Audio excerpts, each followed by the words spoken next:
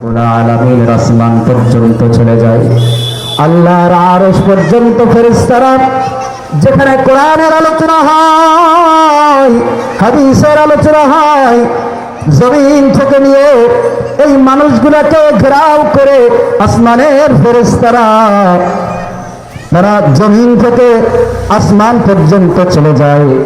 আর আল্লাহ পাক রব্বুল আলামিন বলতে থাকে, ও আমার ফেরেশতারা, তোমরা এখানে জড়ো হয়েছো কেন? কাদেরকে ঘেরাও করে রেখেছো?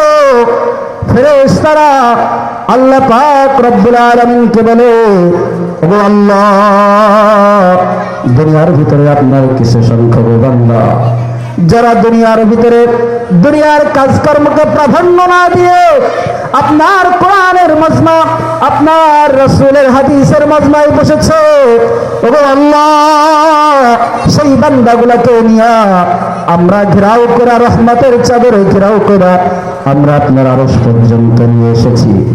আল্লাহ পাক রব্বুল আলামিন ফেরেশতাদেরকে বলে, ও ফেরেশতারা, তোমরা সাক্ষী থাকো, আমার যে বান্দারা এই যে কোরআনের আলোচনায় বসেছে, আমার যে বান্দারা কোরআনের মহব্বতে, হাদিসের মহব্বতে বসেছে, ও ফেরেশতারা, তোমরা সাক্ষী থাকো, আমি আমার এই বান্দাদেরকে মাফ করে দিলাম।